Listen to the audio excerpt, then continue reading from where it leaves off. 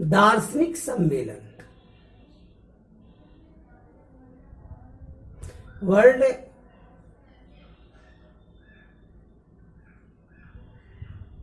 स्तर पर, विश्व स्तर पर दार्शनिकों के सम्मेलन होते रहते हैं। महादेश स्तर पर भी होते हैं, राष्ट्रीय स्तर पर और लोकल स्तर पर दार्शनिकों का सम्मेलन होता रहा। आज फिलॉसफी का अर्थ ही बदल गया।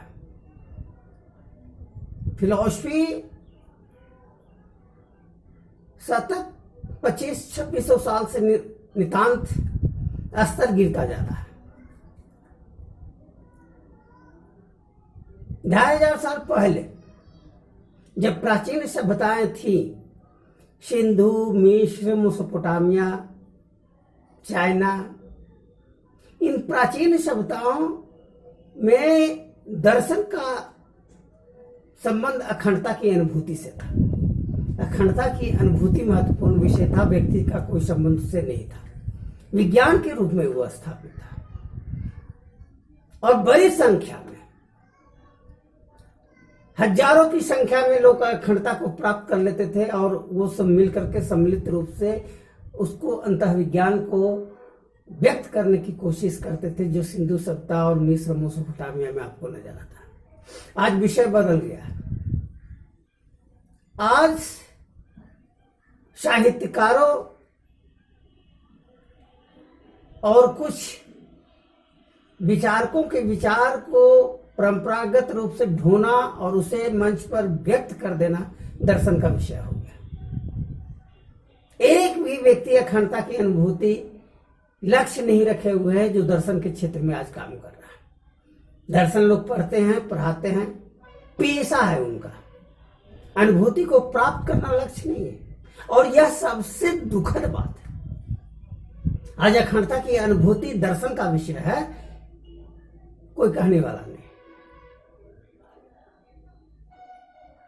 प्राचीन काल में अखंडता की अनुभूति को प्राप्त करने वाले लोग देश और काल गौण करके ही अखंडता की अनुभूति को प्राप्त कर सकता। तो देश का उस समय अस्तित्व नहीं था। शुरुआती दौर में मानव सभ्यता का जिस समय विकास कर रहा था, उस समय देश नहीं था। और जैसे जैसे मानव सभ्यता तथाकथित रूप से विकसित किया है, होता गया, देश और धर्म हावी होता चला गया, अंधवाद और अंधवादी परंपरा विकसित होता चला गया। आदमी संकीर्ण विचारधारा से ओतप्रोत होकर के दर्शन के स्वरूप को बदल दिया। दर्शन केंद्रीय विषय होना चाहिए, अखंडता की अनुभूति केंद्रीय विषय होना चाहिए। अर्थशास्त्र, राजनीति शास्त्र, पर्यावरण, जो भी विषय, व्यक्ति विषय, खास विषय, उसका केंद्रीय विषय व्यक्तित्व निर्माण होना चाहिए। और सर्वश्रेष्ठ व्यक्तित्व क्या है? अखंडता की अनुभूति। अखंडता का अनुभूति केंद्रीय विषय होना चाहिए। तो वह विषय आज गौण है। लोग मंचों पर आते हैं और बोलते हैं और दर्शन शास्त्र के डिग्री उनके पास है और उन्हीं को सम्मानित वहां किया जाता है जिनके पास डिग्रियां होती है। दर्शन का डिग्री से कोई लेना देना नहीं, डिग्री हमने बनाया है, उसका अनुभूति से संबंध। और जैसे जैसे मानव समाज का दौर बढ़ रहा है, अंतःविज्ञान और भी ज्यादा संकीर्ण दृष्टिकोण में बनता चला जा रहा है। वैश्विक स्तर पर वर्ल्ड कांग्रेस ऑफ फिलोसफी होता है, 5 सालों पर होता है, 5-6 हजार की संख्या में फिलोसफर पहुंचते हैं, लेकिन अखंडता की अनुभूति की चर्चा नहीं होती है। एशिया स्तर पर भी इस तरह के कार्यक्रमों का आयोजन किया जाता है और प्रादेशिक और राष्ट्रीय स्तर पर भी आयोजन किया जाता है। कहीं भी अखंडता की अनुभूति की चर्चा नहीं होती है। प्लूटो ने क्या कहा, सुकरात ने क्या कहा, यही चर्चा होती है।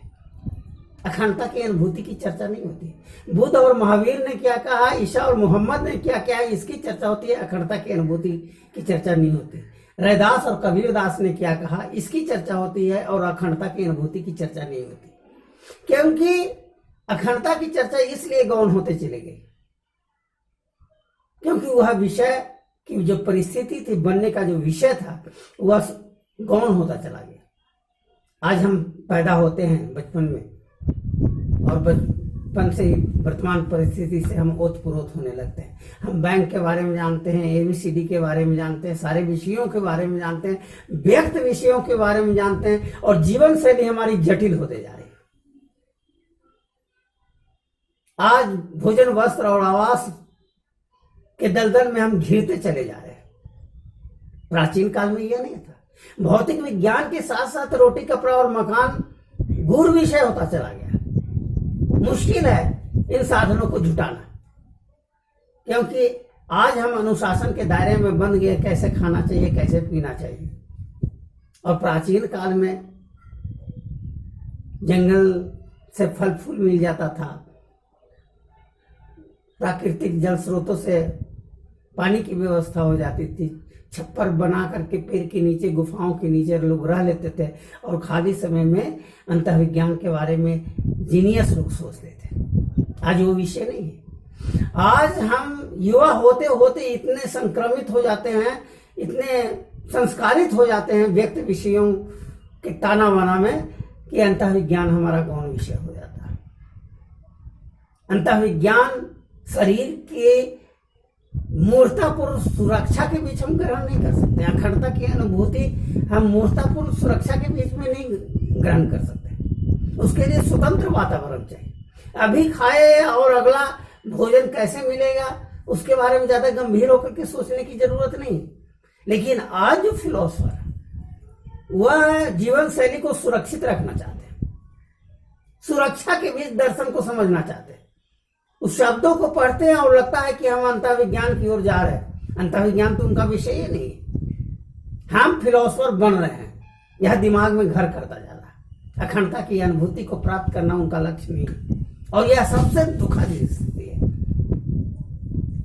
अखंडता की अनुभूति को अगर हमें प्राप्त करना होगा तो आज की तारीख में भी अनिश्चित जीवन शैली को हमें अपनाना पड़ेगा। खाए और अगले खुराक के बारे में बहुत ज्यादा हम नहीं सोच पाए। जीवन को, कैरियर को हम नहीं देनी पड़ेगी।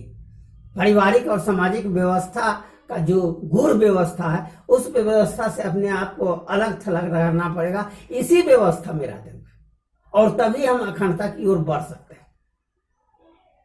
अखंडता की अनुभूति के लिए किसी डिग्री की जरूरत नहीं है, किसी व्यवस्था के सर्टिफिकेट की जरूरत नहीं है, किसी सामाजिक व्यवस्था और पारिवारिक व्यवस्था के प्रमाण की जरूरत नहीं है। अखंडता की अनुभूति सदा शून्य का चिंतन मनन करने से मिलता है। शून्य का चिंतन केंद्रीय विषय, और जब केंद्रीय विषय के रूप में शून्य स्थापित हो जाता है और व्यक्त विषय गौण होने लगता है, केंद्रीय विषय के रूप में शून्य स्थापित हो जाता है, हम अखंडता की ओर बढ़ने लगते हैं। और अखंडता की जो अनुभूति है वो ज्ञान प्रदान करता है। ज्ञान क्या है? शिक्षा तो हम देख रहे हैं, हम शिक्षित, पारिवारिक और सामाजिक व्यवस्था में शिक्षित हो रहे हैं। जाति, धर्म, राष्ट्र, यह हमें मिल रहा है, इसकी जानकारी मिल रही है, और हमारी चेतना में वो घर कर गया। और इसी व्यवस्था में रहते हुए उसे गौण करने की जरूरत है। यह ज्ञान है। कितना देशभक्त होना चाहिए, यह समझ पैदा होना ज्ञान है।